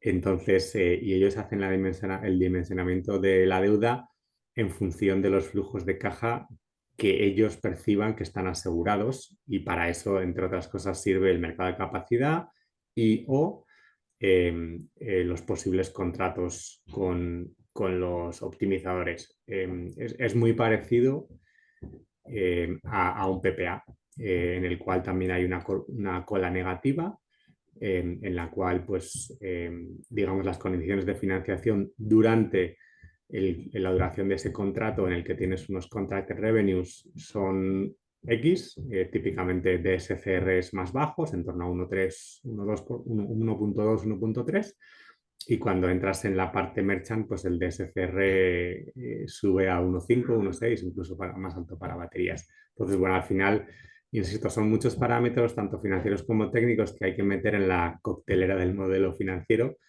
y intentar optimizarlo. Tomás. Ignacio Sí. Velasco nos pregunta sobre cuál creemos que puede ser el contrato de optimizador o el tipo de contrato que más se va a sentar, más popular. Pues es difícil de decir, pero un poco por las conversaciones que estamos teniendo tanto con optimizadores como con sponsors, Quizás los primeros que veamos firmados son estos swaps financieros o virtual batteries, como los llaman algunos de ellos. Porque por una parte te aseguran un floor y ese floor puede ser bancable, insisto, siempre y cuando la contraparte sea bancable, pero además te permite coger el upside, sobre todo los primeros años, que puede ser muy lucrativo. Y enlazo con una pregunta que creo que hacía Iñaki respecto a al mercado secundario y terciario. Lo que se prevé, y esto yo creo que es un poco consenso de mercado, es que ahora mismo tanto mercado de banda secundaria como terciaria son mercados poco profundos que se van a canibalizar rápido, pero los próximos pocos, no sé si son 3, 4, 5 años, pueden ser mercados muy lucrativos, especialmente para las primeras baterías que entren en operación. Y por eso también hay una especie de carrera para ser la primera batería que se conecte o las primeras baterías, porque van a poder ganar mucho revenue en esos mercados, sobre todo secundaria, básicamente. Pero a medio y largo plazo, probablemente los mercados principales o el mercado principal va a ser el arbitraje. Eh, Gracias, Tomás. No, para ir vale, alternando, venga. bueno, un comentario sobre este tema que lo hemos dicho en otro foro. La banda terciaria es muy difícil y es poco profunda, lo que decía Tomás, pero es difícil de captar. O sea que si yo quiero hacer una oferta para captar banda terciaria al día siguiente, es muy difícil el acierto y cada vez van a haber más agentes, vamos a decir, peleando por este servicio. Con lo cual, el servicio de ajuste más importante es el de banda secundaria, sin lugar a dudas, el que va a tener más profundidad en este caso, aunque también, como decía Tomás, este servicio se va a ir canibalizando y durará 2, 3 o 4 años. Con respecto a lo que había dicho Tomás de los optimizadores, tenemos que pensar que son muy profesionales, son empresas que tienen un centro de control, tienen instrumentos, algoritmos, gente con experiencia, información de sistemas. Y entonces esos especialistas pueden sacar mucho más rendimiento a los servicios de ajuste, mucho más rendimiento. Y está también, bueno, las restricciones técnicas que también son interesantes que estos profesionales pueden hacer. Con lo cual, este webinar con esta presentación de Tomás es muy interesante porque da una perspectiva de cómo financiar los proyectos, una nueva perspectiva de cómo financiar los proyectos, porque realmente si no tenemos un centro de control, va a ser muy difícil gestionar de forma óptima una batería. O sea que hay quien está haciendo proyectos, ¿no? De ingresos con distintos, vamos a decir, factores de ingresos, entre ellos el mercado, los servicios de ajuste, y realmente no tienen ese conocimiento de explotación. Por lo cual, esto es una perspectiva para que alguien nos explote la batería y para que el banco nos dé financiación. Julio. Sí, pero mira, desviándome otra vez un poco del tema de las baterías, pero una pregunta muy interesante por lo que da de explicar. Dice, un consumidor de gas industrial con contrato de precio fijo que vence ahora a finales de 2025, ¿cuál sería el mejor momento para renovar el contrato para 2026, dada la prima que estamos viendo actualmente en verano? Sin que sea vinculante lo que diga, si nuestro objetivo es conseguir el mejor precio, ganar al mercado digamos, ser más listos que todo el resto de agentes del mercado, el mejor momento es nunca. Porque cuando los precios son muy altos, pues obviamente los precios de los contratos fijos también van a subir. Cuando los precios son muy bajos, entonces siempre es mejor ir al mercado que no tener un precio fijo que será un poco más alto, por lo que si lo que queremos es ganar al mercado, nunca vamos a encontrar el mejor momento para firmar un contrato a plazo. Si lo que queremos es predictibilidad, es tener un precio fijo asegurado para un determinado tiempo, entonces el mejor momento siempre es ahora, porque el precio que firmes ahora va a ser el que vas a tener durante el próximo año o 2 años o 5 años y eso no te lo va a quitar nadie y eso te va a ahorrar un montón de dolores de cabeza. Ah, a partir de eso, si lo que se busca es renovar solo un año, pues obviamente ahora los precios serán altos. Los precios para los contratos fijos serán altos. Pero en este caso sería interesante explorar a más de un año, porque a partir de 2026-2027 la curva de futuros, como hemos visto, cae bastante rápido. Por lo que a más largo plazo, para contratos a más largo plazo, el precio debería ser más bajo. Pero lo que digo, si el objetivo es tener un precio fijo, tener tranquilidad y tener predictibilidad, el mejor momento siempre es ahora y como a más largo plazo normalmente precios más atractivos. Si lo que queremos es ganar al mercado, eso va a ser difícil y nunca vamos a nunca vamos a encontrar el momento óptimo para firmar un contrato fijo. Gracias, Muriel. Tomás, seguimos contigo. Sí, sí, a ver, nos piden aquí tanto Sara como David que Ahora que saquemos... no es la ministra, que no es la ministra. No, no, Sara Martínez y David Monedero nos piden que saquemos nuestra bola de cristal y demos alguna estimación de rango de precio de por dónde pueden ir las subastas. Me dejé la bola de cristal en casa, lo siento, no la tengo, pero puedo igual hacer algún comentario que sea de utilidad. Nosotros creemos que, por comparar un poco los niveles de precios de mercados de capacidad en otros países en Europa, en España probablemente van a estar bastante por debajo de lo que ha habido últimamente en Polonia, por ejemplo, que se fueron hasta casi los 100.000 euros por mega de pagos por capacidad, 90 y pico mil.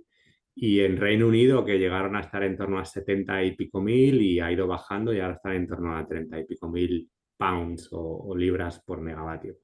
En España yo no tengo ni idea de cuánto va a ser, pero estimo que va a ser bastante más bajo. Y lo que me hace pensar que será más bajo es los niveles de subsidio al CAPEX que se pidieron en las últimas convocatorias del IDAE para los proyectos standalone. Si os acordáis ahí, habría que definir un subsidio al CAPEX, que básicamente era un porcentaje del precio del CAPEX total. Y ese porcentaje, el subsidio, tenía que cubrir lo que se ha llamado muchas veces el missing money. ¿Cuánto es el dinero que me falta para llegar a la rentabilidad de mi proyecto de baterías? Y si os fijáis en los resultados de la subasta del IDAE, el missing money era bastante bajo en muchos casos, en torno a 20, 30 mil euros por mega. Entonces, a lo mejor eso nos da una indicación de por dónde podrían estar los niveles del mercado de capacidad. Más aún teniendo en cuenta que el CAPEX de las baterías pues, ha continuado bajando y ahora está bastante más bajo de lo que estaba hace un año y 4 meses cuando se convocó aquella subasta del IDAE. Entonces, bueno, pues insisto, no lo sé, no tenemos la bola de cristal, pero yo diría que bastante más bajo de esos datos que he dado de Polonia y Reino Unido.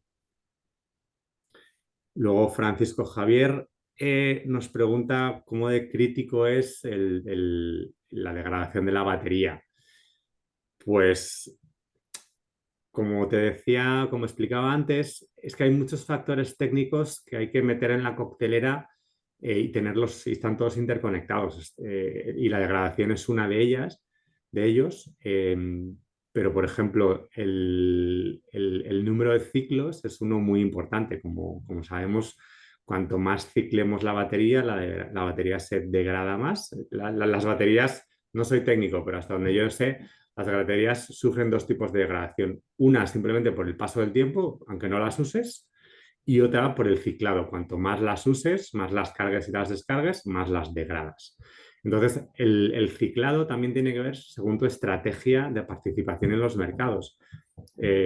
Si, por ejemplo, estás comprando y vendiendo en el diario y estás cargando y descargando 3 veces al día, pues vas a quemar la batería mucho más rápido que si, por ejemplo, participas en banda secundaria y estás un poco a la espera de que te llamen, que no la estás ciclando tanto. Y eso también tiene que ver con el propio dimensionamiento de la batería, que si quieres una batería de 4 horas de duración, o 2, o 1, o 6, u 8, lo que sea. Entonces, al final, depende mucho de tu estrategia de trading, de esa optimización de la batería y a raíz de ahí, pues una serie de parámetros técnicos que todos vienen un poco en cascada. Pero bueno, a la pregunta, pues sí, es muy relevante, obviamente. Y de hecho, la degradación y las garantías de las baterías están mejorando según la tecnología mejora y cada vez es más barata. Gracias, Tomás. Uriol, seguimos contigo. Sí, pero aprovecharía para preguntar a Tomás, ya que estábamos hablando del mercado de capacidad, sobre el derating factor. Porque aquí sí que si miras distintos mercados, los números varían muchísimos. Para baterías de 4 horas llegamos a ver valores del 95%. No sé si en España podría llegar a ser algo parecido, o incluso el 100%, creo haber visto en algún caso. Si nos vamos a 2 horas, bajan a 20-30%. Eh, Entiendo también, al menos en la mayoría de mercados que he mirado, es algo que se va actualizando a medida que se va necesitando o a cada subasta. No sé si tienes Eso es. si la bola de cristal también dice algo sobre el D-rating. No, y enlace con una pregunta que hace también Blanca Zaragoza respecto a los de-rating factors o los... eh, a ver, esto yo creo que es una de las grandes incertidumbres que tiene las subastas que afectan especialmente a las baterías y que se tendrá que despejar por parte del ministerio cuando se convoquen esos concursos para el mercado de capacidad. Y como tú bien dices, Oriol, bueno, dos cosas. Por una parte, puede ser muy distinto a otros países y puede ser distinto de una convocatoria a otra, que es una cosa que hemos visto en otros países. Es decir, hay una convocatoria y estos son los rating factors para cada tecnología y en todas las baterías para cada número de horas y eso puede que un año después cambie para otra convocatoria siguiente. Pero obviamente tu directing factor juega un papel muy importante respecto a la competitividad de tu oferta en ese concurso al final, porque va a determinar, pues eso, el de-rating factor es la capacidad que tú tienes de prestar el servicio de potencia, que es lo que te está pidiendo el mercado. Entonces, cuanto más alto, pues mejor. Gracias, Tomás. Vale. Eh, Sí, continúo con la. Sí, que he hecho una pregunta más que una respuesta ahora. Otra pregunta que nos dice: con tantas horas con precio de energía cero, en horas solares, ¿las inversiones en parques fotovoltaicos van a seguir siendo rentables? ¿Qué papel van a tener los mercados de ajustes para que sean rentables? Bueno, todo el tema de las horas de precios cero o incluso precios negativos que ya tenemos en España, ah, saltó un poco la alarma la primavera pasada. Ya hemos hablado mucho de esto. La situación fue relativamente excepcional. No es algo excepcional que los precios sean más bajos durante la primavera, que hubiera tantas horas seguidas con precios cero. Sí que es algo excepcional, aunque en otros años habíamos tenido incluso más horas seguidas de precios cero, pero sí que el número total de horas cero o precios muy bajos durante 2024 hizo saltar un poco las alarmas. Una de las cosas que nos hizo dar cuenta es que vamos a necesitar baterías. Creo que eso también ha ayudado a que realmente las cosas se aceleraran, no sé si para el mercado de capacidad, pero al menos sí para el apetito inversor y para ver la necesidad. Realmente que haya horas con precio cero, obviamente impacta a la rentabilidad de la solar, pero hay que mirar el precio capturado a lo largo del año. Es decir, tenemos una planta solar, pues bueno, tenemos que asumir que en primavera vamos a ganar poco dinero. Pero si miramos al resto del año, estamos viendo cómo este enero mismo la- el apuntamiento de la solar está siendo muy alto. Está viendo los precios más mínimos, digamos, rondan los 50 o los 100 euros megavatio hora. Por lo que, lo que tenemos que mirar para ver la rentabilidad de una planta es el precio capturado global de todo un año. Y en general, eso es algo que va a fluctuar mucho de un año al otro, pero en promedio, a largo plazo, vemos esos precios capturados suficientemente altos como para que las plantas solares sean rentables en el largo plazo. Va a haber años de todo. En las primaveras, pues seguramente se va a ganar poco dinero, pero en general, en el largo plazo vemos rentable los precios capturados que se obtienen. Además, vemos un aumento importante de las plantas hibridadas con batería. Eso obviamente va a ser un plus de rentabilidad. La batería tiene un coste, pero va a permitir, por un lado, evitar curtailments, por otro lado, evitar poner mucha energía en horas solares con precios muy bajos. Te va a permitir retrasar almacenar esa energía para momentos de precios más competitivos y te va a dar más flexibilidad también para participar en los mercados los mercados de ajustes, que ahora mismo, como comentábamos, puedes participar básicamente a bajar, porque tienes flexibilidad para subir. Pero la batería te va a dar ese extra de flexibilidad para tanto aumentar tu precio capturado como darte la oportunidad de participar de otras fuentes de ingresos que no tendrías con la planta solar por sí sola. Por lo que en general vemos las inversiones en solar, ya sea hibridada o no, rentables en el largo plazo. Gracias, Uriel. Sobre Vale. el tema este de los precios ceros y negativos, eh, en la primavera tuvimos un problema grande, pero sobre todo fue la demanda que no respondió. O sea, no solo toda la oferta fluyente, eólica, más la nueva incorporación renovable, pero bueno, tuvimos un problema grave con la demanda en primavera. Fue más baja que incluso la que habíamos tenido cuando el confinamiento del COVID. Y este año, en enero, en este sentido, ha sido positivo, ¿no? De cara a la demanda, ha reaccionado bastante a nivel español y a nivel europeo, porcentajes altos. Y nosotros estamos viendo que poco a poco toda la demanda, toda la nueva demanda va a comenzar a fluir en algún momento. Nuestro sistema eléctrico de demanda, pudiéramos decir que está en torno a los 40 gigavatios. Y pensamos que cuando tengamos una descarbonización total, este sistema de demanda puede triplicarse o cuadriplicarse. O sea, podemos llegar a los 120 gigavatios, 160 gigavatios. Entonces, esto va a ser, vamos a decir, brutal el consumo que vamos a tener, porque todo va a ser a partir de renovables. Toda la industria, toda la electrificación de la industria, todo el transporte y evidentemente, bueno, toda la calefacción, ¿no? Todo el consumo de todo. Con lo cual, hay un espacio grande mucho espacio para la eólica y para la fotovoltaica, mucho espacio para las baterías, sobre todo ahora que ya lo estamos viendo cerca, cuando se vayan las nucleares, cuando se vayan los ciclos.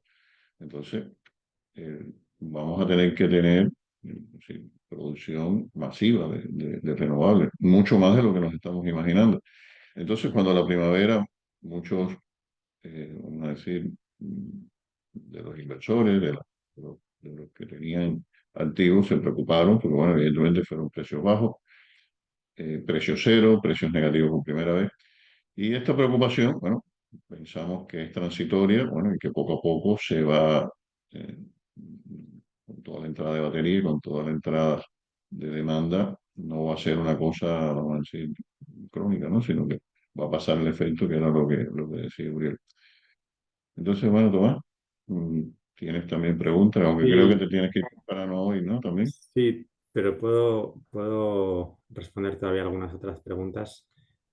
Nos pregunta Iñaki Muñiz sobre el calendario de subastas. Pues es otra de las incertidumbres que yo resaltaba antes. Creo que la idea es que efectivamente haya un calendario regular, y no sé si es anual, de subastas, y eso es lo que contempla el Ministerio. Igual que hacía con el RER, lo que pasa es que también hemos visto que las del RER no se han cumplido, pero bueno, creo que esa es la intención. ¿Cuándo y cuánto? Pues es algo que todavía no sabemos, me temo. Eh, Sara nos pregunta por la participación de la nuclear en el mercado de capacidad. Pues yo no soy experto en mercados eléctricos tanto como Uriol, que quizás puede responder mejor, pero yo diría que es poco probable porque la nuclear tiende a ser una carga base que no puede subir y bajar tan fácilmente de potencia. Entonces lo veo complicado.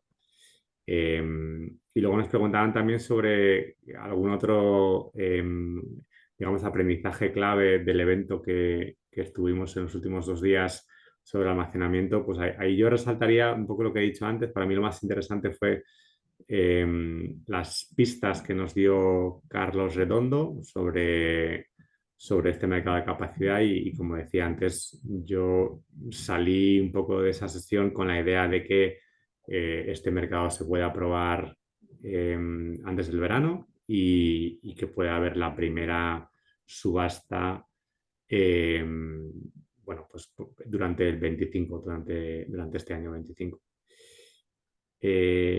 Y yo creo que ya estoy viendo todas las preguntas.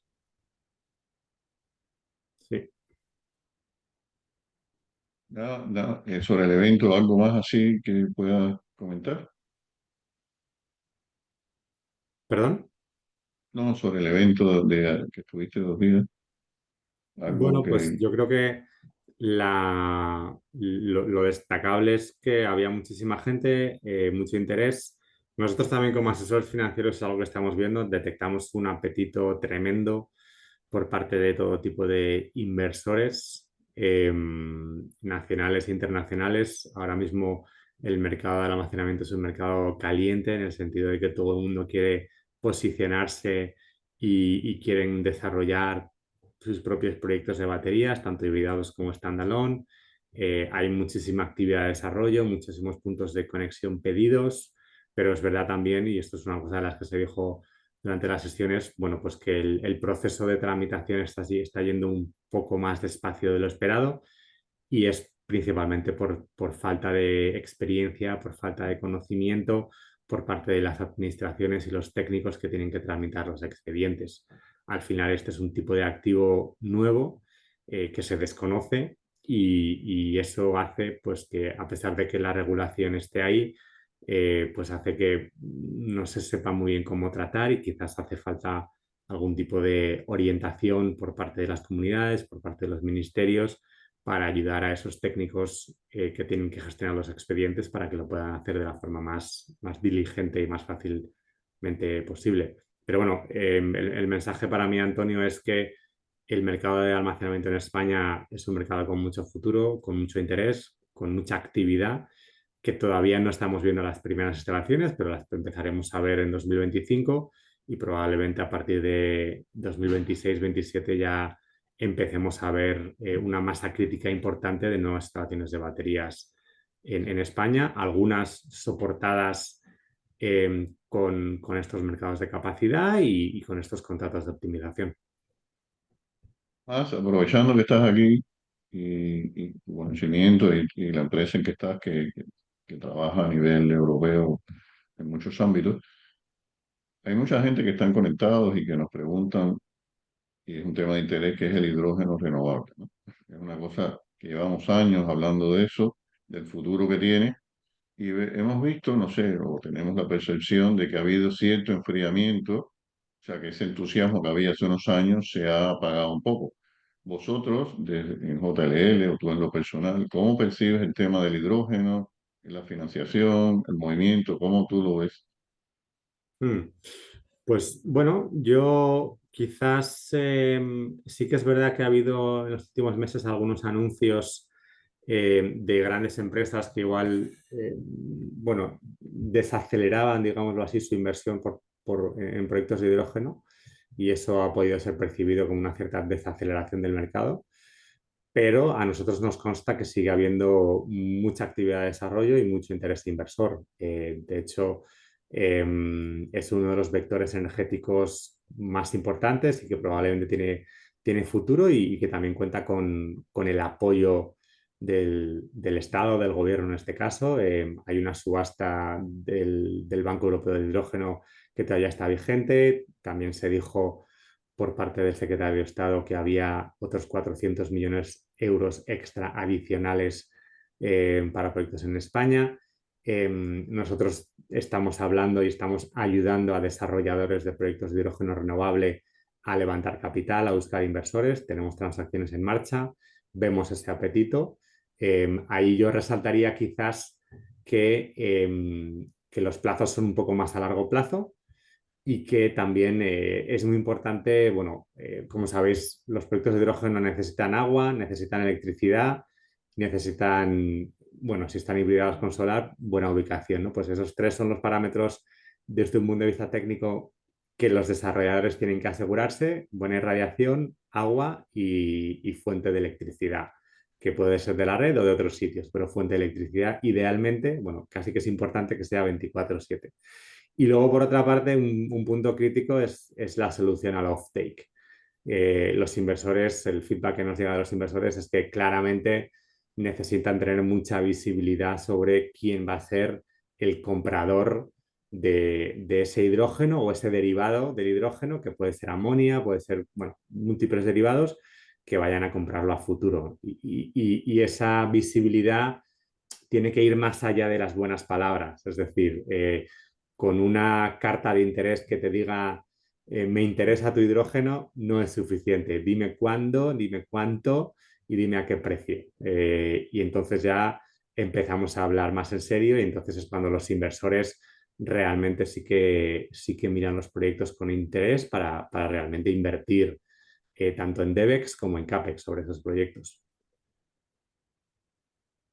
Gracias, Tomás. Bueno, este tema del hidrógeno es estratégico, es fundamental de cara al futuro, de cara a la descarbonización, de cara a la transición energética. Es muy importante porque cuando tengamos un invierno con poca luz, de noche evidentemente ninguna, poco viento, y no tengamos nada más, no tengamos nada más, vamos a decir, contaminante, entonces tendremos que tener tanques de algún combustible, que es, por lo general serán derivados del hidrógeno, listos para producir. Entonces, esto es una cosa fundamental que venimos diciendo, que el almacenamiento estacional mm, que tenemos ahora hidráulico no será suficiente ni remotamente, y tendremos que tener grandes reservas de combustible para el invierno y para el verano también, cuando no tengamos la suficiente, vamos a decir, producción para las puntas de verano que vamos a tener.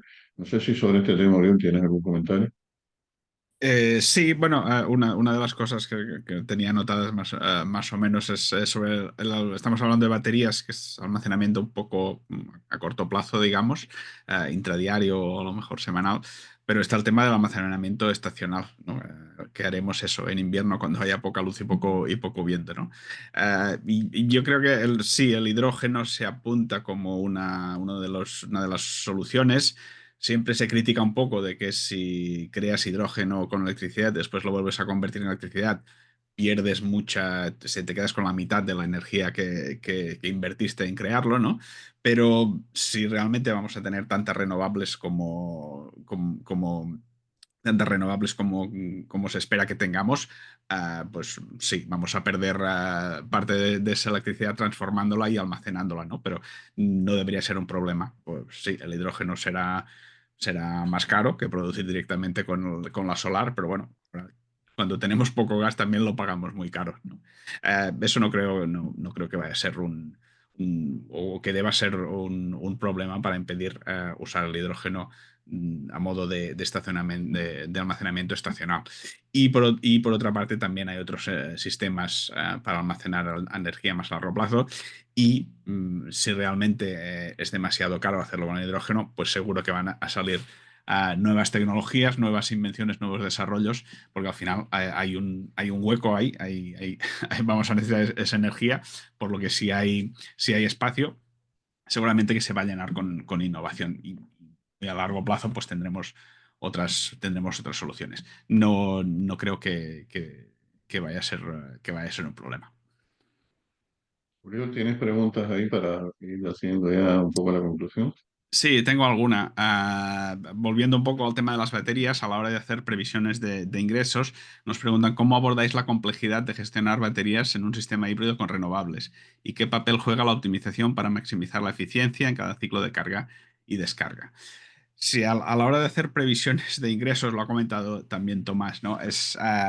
Realmente es mucho más complejo que hacer previsiones de ingresos, digamos, para una planta fotovoltaica o una planta eólica, que al final son sistemas bastante pasivos, es decir, produces energía cuando hay el recurso, ya sea viento o irradiación solar, y en ese momento que lo produces lo vendes en el mercado y obtienes el precio que haya en el mercado, por lo que digamos que es manera relativamente sencilla de estimar los futuros ingresos. La única complejidad es hacer buenas previsiones de precios de mercado, pero bueno, en eso sí que ya sabemos hacerlo muy bien, ¿no?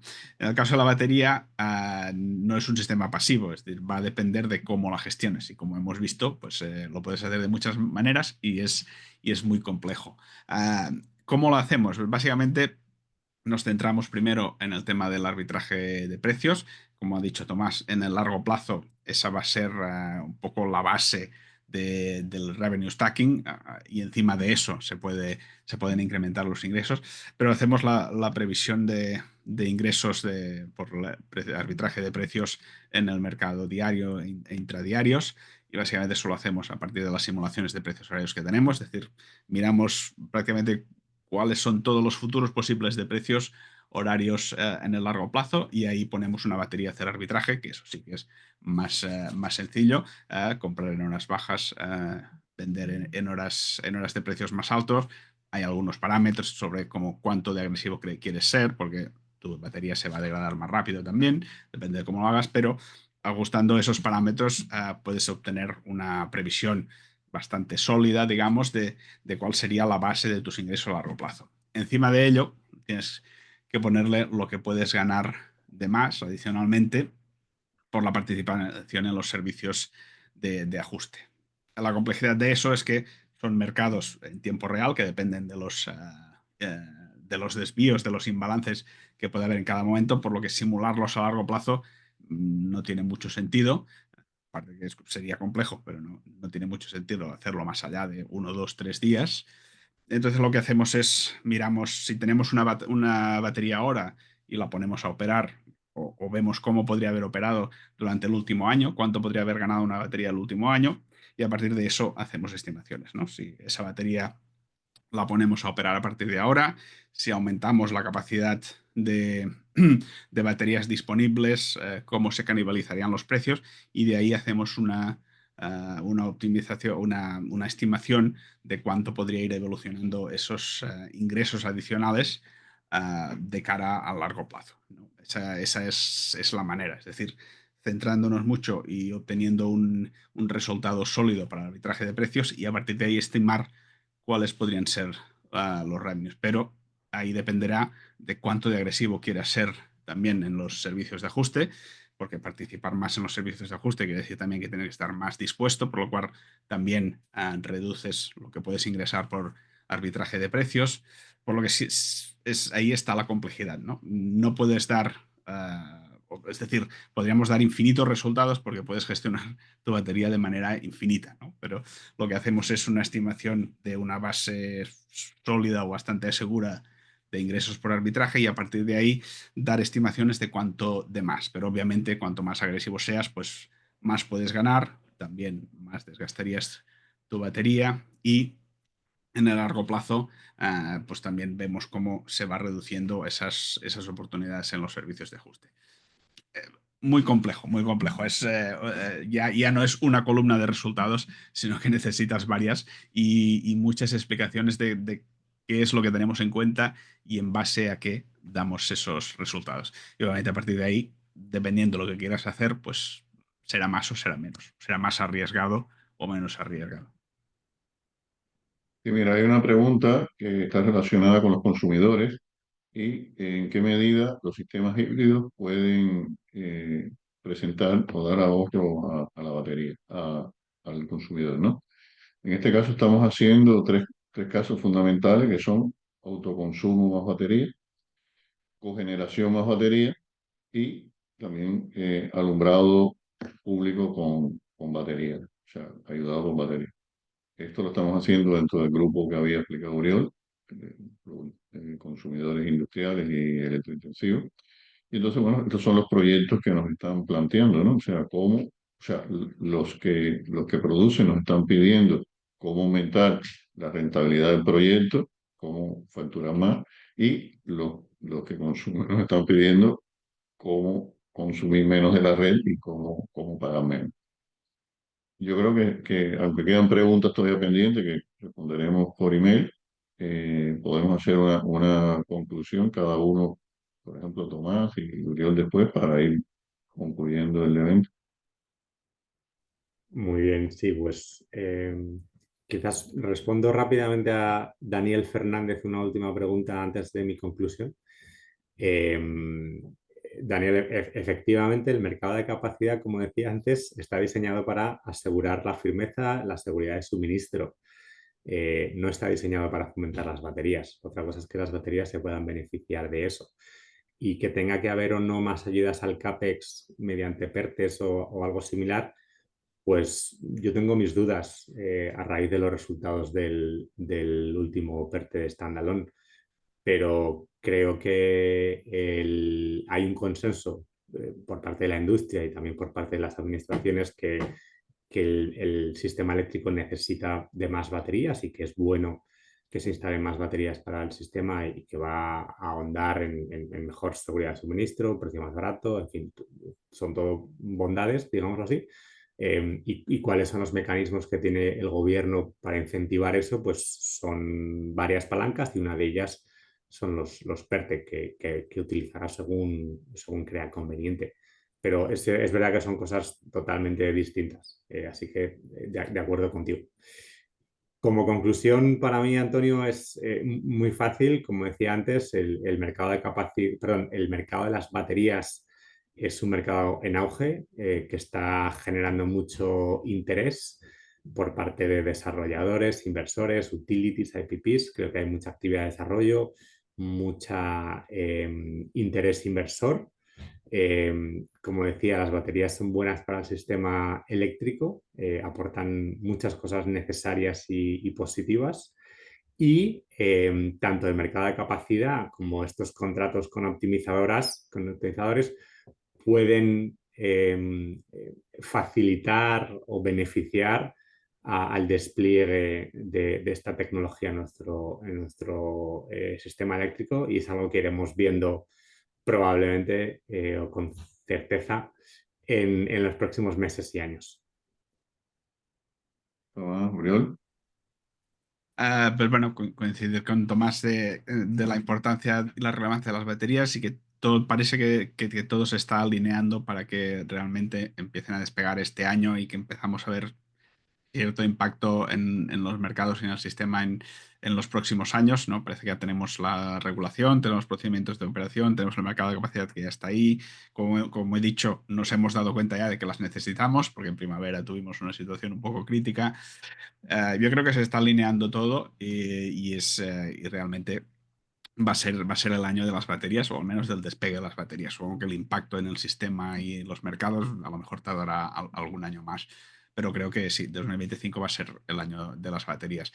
Y de cara a los mercados de energía, pues bueno, este año va a ser un año caro. Yo creo que ahí no podemos hacer mucho, pero de cara al largo plazo, si las instalaciones de las nuevas instalaciones de gas natural licuado que están preparando entran en funcionamiento como se espera en los próximos años, el suministro de gas natural licuado a largo plazo debería destensionarse rápidamente, por lo que, digamos, 2025 ya digo, va a ser caro, no podemos hacer mucho con eso, pero a partir de 2026, 2027, 2028, la situación debería volver un poco al equilibrio que vemos con precios del gas más bajos, y a partir de ahí en el largo plazo vemos situación de equilibrio. Obviamente eso cada año va a fluctuar, pero el promedio, el largo plazo lo vemos estable.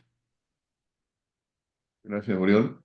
Bueno, volviendo a la pregunta de Dani, de Engie, sobre los mercados de capacidad, o sea, es estratégico, fundamental para el desarrollo del almacenamiento, que alguien nos lo preguntaba, es fundamental, o sea, que muchos inversores, muchos desarrolladores están esperando por este mercado de capacidad para echar a andar proyectos y para la financiación, es fundamental. Pero también quiero resaltar, tomando a Engie de ejemplo, que hay empresas que tienen ciclos combinados que ya no reciben pagos por capacidad, y esos ciclos dependen del sistema eléctrico en gran medida, y sobre todo cuando no tengamos nuclear. Entonces tenemos que pensar que el mercado por capacidad va a ser fundamental para que estos ciclos sigan funcionando muchos años más, y que si esas subastas no, es decir, no satisfacen el, este mercado, o sea, el mercado de capacidad para los ciclos, muchos ciclos van a parar y bueno, el operador del sistema y el Estado en sí tiene que ver la trascendencia que puede tener eh, estos cierres. Este año que pasó, el funcionamiento de los ciclos estuvo en torno al 11%. O sea, cuando se habían diseñado para trabajar un 55% de las horas. Estamos en el 11%, están todos en pérdida, algunos piensan que están ganando mucho, están en pérdida los ciclos, porque ese pago con capacidad es fundamental.